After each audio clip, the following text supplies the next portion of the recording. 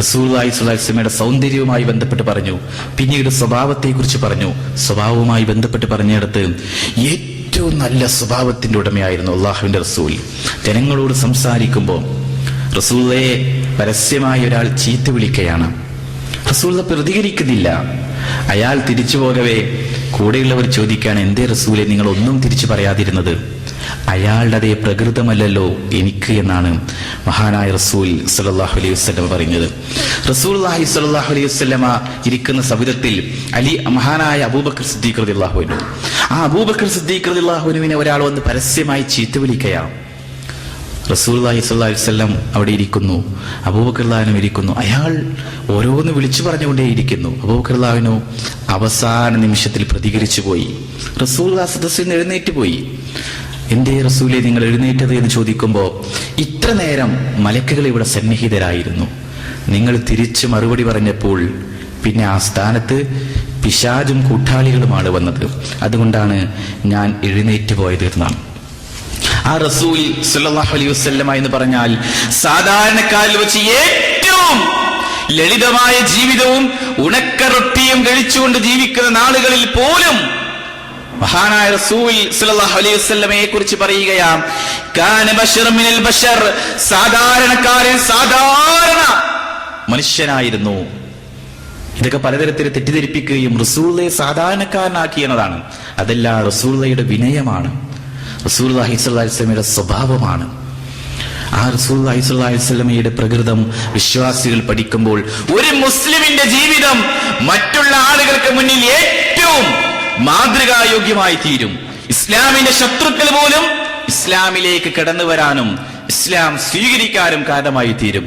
റസൂലുള്ളാഹി സ്വല്ലല്ലാഹു അലൈഹി വസല്ലമയെയും ഇസ്ലാമിനെയും തെറി വിളിച്ചിരുന്ന ആളുകൾ പ്രവാചകന്റെ സ്വഭാവത്തിന്റെ ഗുണവിശേഷങ്ങൾ മനസ്സിലാക്കിയിട്ടും അവിടുത്തെ വിട്ടുവീഴ്ചകൾ മനസ്സിലാക്കിയിട്ടും മക്കം ഫതഹിന്റെ അന്ന് പോലും എല്ലാവരും സ്വതന്ത്രനാണ്, പൊക്കോളൂ, ഇന്ന് കാരുണ്യത്തിന്റെ ദിനമാണെന്ന് പറയുമ്പോ റസൂലുള്ളാഹി മക്കയിൽ ഏറ്റവും കിരാതമായി അക്രമത്തിന് വിധേയമാക്കിയവരാണ് മുന്നിൽ നിൽക്കുന്നത്. പ്രവാചകന്റെ പിതൃവ്യൻ ഹംസത്തുൻ അബ്ദുൽ മുത്തലിബിനെ ക്രൂരമായി മർദ്ദിച്ച ആളുകളാണ് മുന്നിൽ നിൽക്കുന്നത്.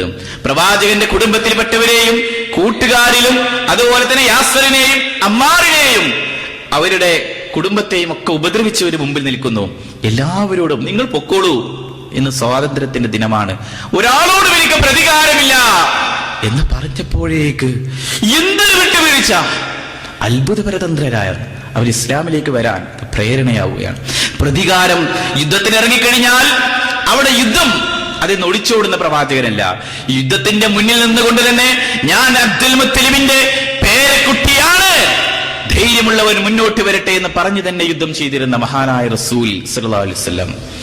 എന്നാൽ മസ്ജിദിൽ എത്തിക്കഴിഞ്ഞാലോ സഹാബത്തിന്റെ ജീവിതത്തിൽ ഏറ്റവും നല്ല ഒരു ഇമാം, ഖിയാമത്ത് നാൾ വരെയുള്ള മുഴുവൻ വിശ്വാസികളുടെയും നേതാവ്, ഏറ്റവും നല്ല ഒരു ഇമാമായിക്കൊണ്ട് അവരുടെ മുമ്പിൽ നിൽക്കുന്നു. ഖുത്ബ നിർവഹിക്കുന്നിടത്താവട്ടെ, അവർക്ക് ക്ലാസ്സുകൾ പറഞ്ഞു കൊടുക്കുന്നിടത്താവട്ടെ, പതിനായിരക്കണക്കിന് ശിഷ്യന്മാരുടെ മുമ്പിൽ ഇരുന്നു കൊണ്ട് സഹാബത്തിന് ആ വിജ്ഞാനം നുകർന്നു നൽകുമ്പോഴും ജിബ്രീൽ കടന്നു വന്നാൽ ജിബ്രീലിന്റെ മുന്നിൽ വിനയാന്വിതനാകുന്ന ഒരു ശിഷ്യൻ, എളിമയോടുകൂടി താഴ്മയോടുകൂടി ജിബ്രീലിന്റെ മുന്നിൽ ഇരിക്കുന്ന ഒരു ശിഷ്യനായിരുന്നു.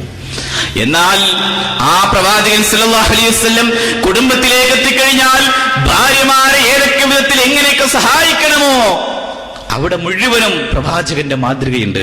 നോക്കൂ നിങ്ങൾ, റസൂലുള്ളാഹി സ്വല്ലല്ലാഹു അലൈഹി വസല്ലം വീട്ടിലേക്ക് എത്തിക്കഴിഞ്ഞാൽ ഭാര്യമാര് ഏതൊക്കെ കാര്യങ്ങൾ ചെയ്തുകൊണ്ടിരിക്കുന്നുവോ അതിൽ മുഴുവനും വീട്ടുവേലകളിൽ, വീട്ടുജോലികളിൽ പ്രവാചകൻ അവരുടെ സഹയാത്രികനായിക്കൊണ്ട്, അവരുടെ കൂട്ടാളിയായിക്കൊണ്ട്, ഭക്ഷണം പാകം ചെയ്യുന്നിടത്തും, ആടിന്റെ പാൽ കറന്നെടുക്കുന്നിടത്തും, ഒട്ടകത്തിന്റെ പാൽ കറന്നെടുക്കുന്നിടത്തും, സ്വന്തം വസ്ത്രം പോലും കീറിപ്പറിഞ്ഞാൽ അത് തുന്നുന്ന പ്രവാചകൻ, ചെരുപ്പുകൾ തുന്നുന്ന പ്രവാചകൻ.